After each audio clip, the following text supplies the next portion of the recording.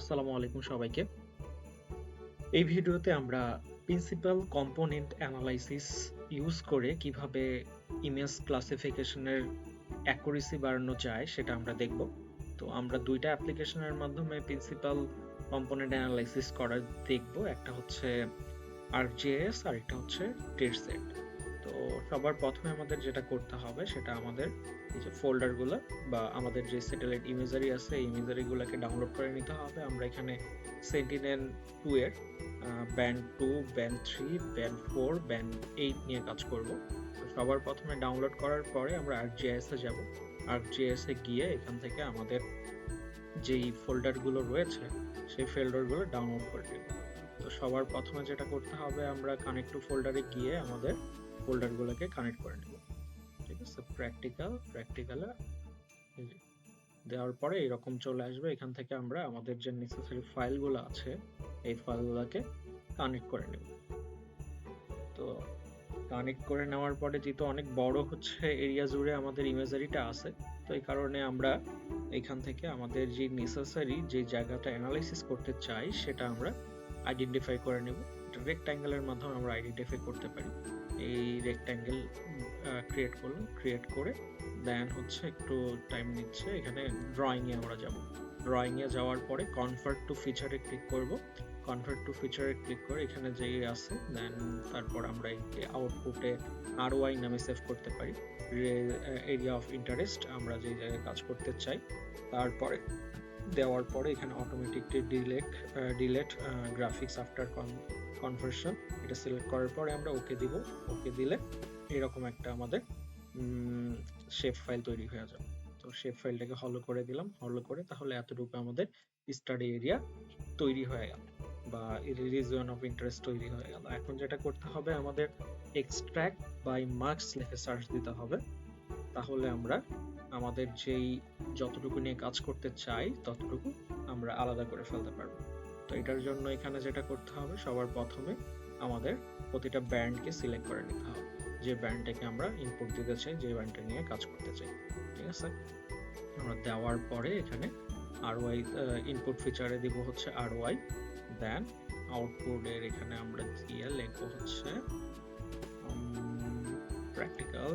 এখানে আউটপুটে আমরা লিখবো হচ্ছে ব্যান্ড 2 নিয়ে যেহেতু কাজ করছি ব্যান্ড 2 ডট টিআইএফ সেভ, তারপর ওকে। রেডি হয়ে গেল একটা, যেটা হয়ে গেছে সেটাকে আমরা রিমুভ করে দিই। ব্যান্ড 2 হয়ে গেছে, এবার ব্যান্ড 3 করব। দেওয়ার পরে সেম ভাবে আমরা ROI দিব। ROI দেওয়ার পরে ব্যান্ড 3,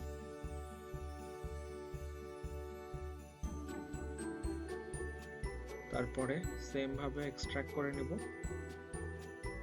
ব্যান্ড 5,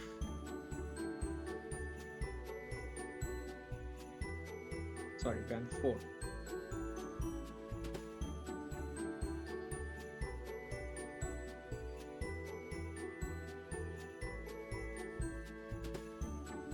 আবার সেম ভাবে যাব হচ্ছে আমরা extract by marks then 8 ROI then band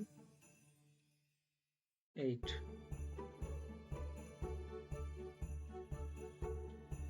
হয়ে গেল আমাদের। এখান থেকে বাকিগুলো যেগুলো দরকার নেই এগুলো সিলেক্ট করে রিমুভ করে দেব। ঠিক আছে, আমাদের যে স্টাডি এরিয়ার যতটুকু আমাদের দরকার ছিল ততটুকু আমরা পাই গেছি। ঠিক আছে, আমরা নেক্সটে আমাদের এখন কাজ হলো এখান থেকে PCA বা প্রিন্সিপাল কম্পোনেন্ট অ্যানালাইসিস করা। ঠিক আছে, আমরা এটার জন্য এখানে প্রিন্সিপাল লিখলে আমরা পেয়ে যাবো প্রিন্সিপাল কম্পোনেন্ট অ্যানালাইসিস। ঠিক আছে, এখান থেকে আমরা আমাদের যে ব্যান্ডগুলো আছে এই ব্যান্ডগুলোকে নিয়ে এখানে দিয়ে দেব। চলে আসলো, এখানে আউটপুটে আমরা লিখবো হচ্ছে PCA ডট টিফ। তারপরে এখানে আমাদের হচ্ছে আর নিজে নিজে নিয়ে দেবে, আর কিছু করতে লাগবে না। এখন আমরা ওকে দিয়ে দেবো। ওকে দেওয়ার পরে আমাদের ArcGIS এর যেই PCA ক্যালকুলেশন অ্যানালাইসিস করার ছিল সেটা আমরা কমপ্লিট করে ফেললাম। ঠিক আছে, এখন আমাদের এইটা কমপ্লিট হয়ে যাওয়ার পরে এইরকম একটা ফাইল তৈরি হবে, যেখান থেকে আমরা ফিচারগুলোকে, প্রতিটা আলাদা আলাদা ফিচারকে আমরা আইডেন্টিফাই করতে পারতেছি আলাদাভাবে। ঠিক আছে, যে আমাদের কম্পোজিট করার দরকার নেই, প্রতিটা আলাদা আলাদা ইন্ডিভিজুয়াল। দেন আমাদের যেই পিক্সেলগুলো ছিল, যেই পিক্সেলগুলো হচ্ছে অনেক ইরর দেখা যাইতো, সেই পিক্সেলগুলো অনেক ইরর নাই, আমাদের যে ইমেজটা সেটা অনেক স্মুথ হয়ে গেছে। এখান থেকে ফিচারগুলো আমরা খুব সহজে আইডেন্টিফাই করতে পারতেছি। তো এটা গেল হচ্ছে ArcGIS এর মাধ্যমে করা। এখন আমরা যেটা করব সেটা হচ্ছে আমরা যাব টেস্টসেট অ্যাপে।